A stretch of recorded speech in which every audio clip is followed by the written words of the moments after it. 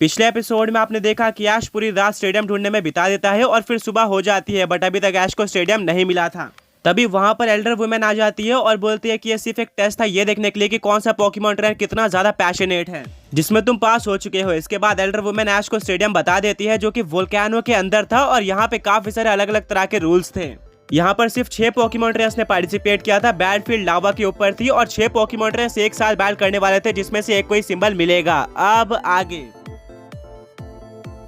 सभी लोग अपने पोकेमॉन्स को रजिस्टर करके रेडी हो ही गए थे कि तभी चेयरमैन बोलता है कि रुक जाओ, इसमें एक और ट्विस्ट है। इसमें नॉर्मली कोई पोकेमॉन डिफीट तो हो सकता है, बट अगर लावा उछल के किसी पोकेमॉन के ऊपर लग जाता है या फिर कोई पोकेमॉन बैटलफील्ड से फिसल कर लावा में गिर जाता है तो वो भी एलिमिनेट हो जाएगा या फिर हार जाएगा।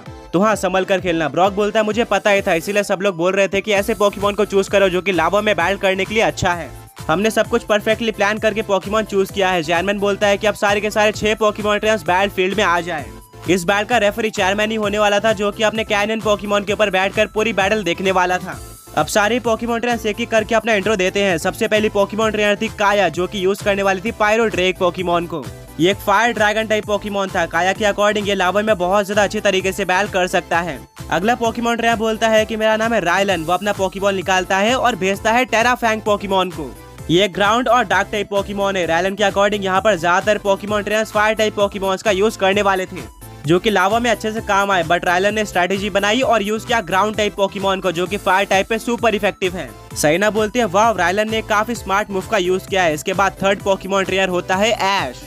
ऐश अपना पोकेमॉन निकालता है और बोलता है मुझे तुम्हारे ऊपर पूरा भरोसा है, मैं यूज करने वाला हूँ फ्लाइंग और फायर टाइप पोकेमॉन चार्जार्ड को। चार्जार्ड और ऐश एक दूसरे की तरफ देखते हैं। वो बैल जीतने के लिए पूरी तरह से रेडी थे। सैना बोलती है क्या तुम्हें लगता है कि चार्जार्ड इस बैल को जीत सकता है? ब्रॉक बोलता है कि चार्जार्ड के पास लावा के अंदर बैल करने का एक्सपीरियंस है। उसने मैगमार को भी अच्छी तरीके से डिफीट किया था एंड वो एक फायर टाइप पोकेमॉन है जो कि उसको एडवांटेज देने वाला है। इसके बाद फोर्थ पोकेमॉन ट्रेनर अपना इंट्रोडक्शन देती है, जो कि थी लायरा। ये यूज करती है एक्विलिस्ट पोकेमॉन का, जो कि एक फ्लाइंग और स्टील टाइप पोकेमॉन है। लायरा के अकॉर्डिंग इस पोकेमॉन की फ्लाइंग टाइप उसको एडवांटेज देने वाली है लावा से बचने के लिए और स्पीड बूस्ट करने के लिए। अगली पोकेमॉन ट्रेनर थी जेन, जो कि 5th पोकेमॉन ट्रेनर है। इसने यूज किया था ग्लेसीथॉन पोकेमॉन का, जो कि आइस और ग्रास टाइप है। जेन के अकॉर्डिंग ये उसका एस पोकेमॉन है। 6th और लास्ट पोकेमॉन ट्रेनर होती है सेरेन, जिसने यूज किया था वोल्टिग्रिफ पोकेमॉन का। इसकी टाइपिंग इलेक्ट्रिक और फ्लाइंग टाइप है। सेरेन बोलता है कि मुझे पता था कि यहाँ पर ज्यादातर Pokemon trainers flying type Pokemon का यूज करेंगे स्पीड बूस्ट करने के लिए, इसीलिए मैंने इलेक्ट्रिक टाइप पोकेमॉन का यूज किया है, जो कि फ्लाइंग टाइप पोकेमॉन्स के ऊपर सुपर इफेक्टिव है।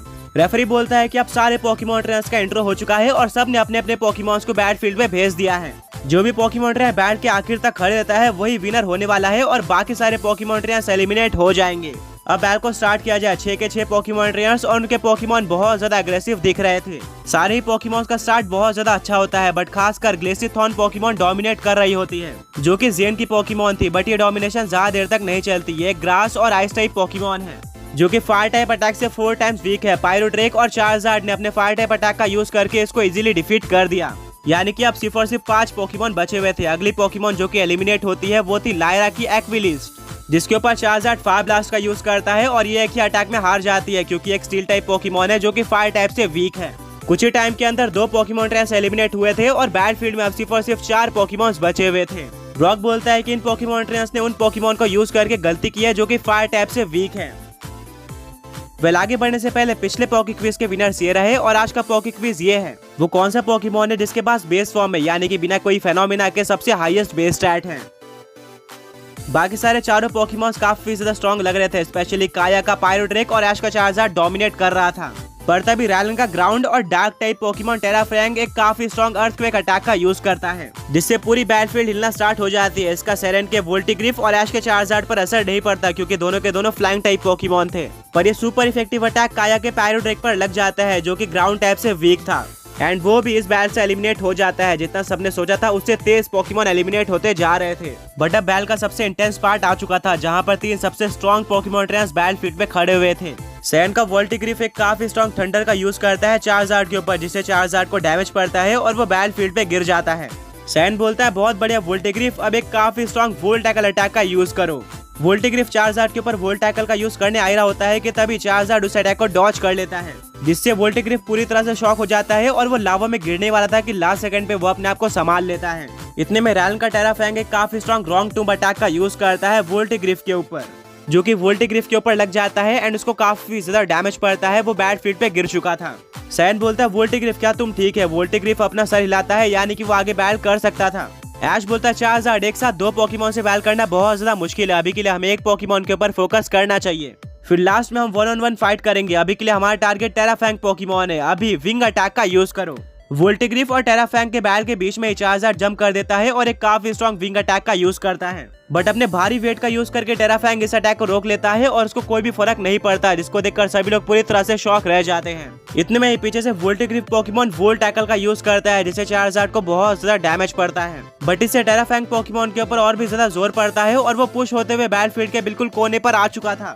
ऐश बोलता है चार्जार्ड बहुत बढ़िया, अभी ड्रैगन टेल अटैक का यूज करो। चार्जार्ड बिल्कुल ऐसा ही करता है।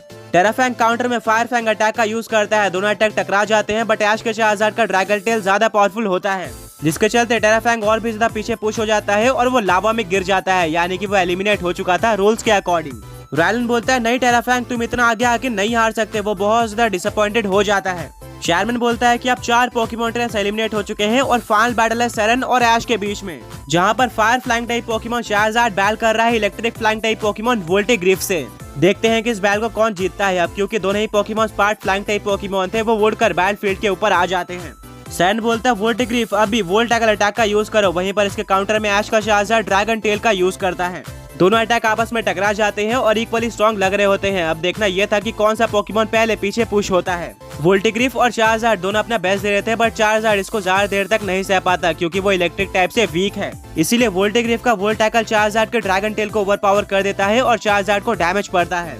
चार्जार्ड अनबैलेंस्ड होकर लावा के अंदर गिर रहा था। ऐश, ब्रॉक, मिस्ट्री सहीना सबकी सांसें थम चुकी थी। अगर चार्जार्ड लावा में गिर जाता है या फिर लावा टच कर लेता है तो वह एलिमिनेट हो जाएगा, जिससे सेरेन और उसका वोल्टिग्रिफ विनर बन जाएंगे। जैसे ही चार्जार्ड लावा के एकदम पास पहुंच जाता है, वो टर्न ले लेता है और लावा से बच जाता है, जिसको देखकर सेरेन पूरी तरह से शॉक रह जाता है। वो बोलता है कि वोल्टिग्रिफ हमें चार्जार्ड को मौका नहीं देना है। अब भी थंडर अटैक का यूज करो। चार्जार्ड सारे के सारे थंडर को डॉज करते हुए वोल्टिग्रिफ की तरफ बढ़ रहा होता है। वोल्टिग्रिफ पोकेमॉन के पास पहुंचकर वो ड्रैगन क्लॉ अटैक का यूज करता है, जिससे वोल्टिग्रिफ को डैमेज पड़ता है, पर वोल्टिग्रिफ भी वाइल्ड चार्ज अटैक का यूज कर देता है, जिससे चार्जार्ड को डैमेज पड़ता है। दोनों ही पोकेमॉन्स बिल्कुल टक्कर के लग रहे थे।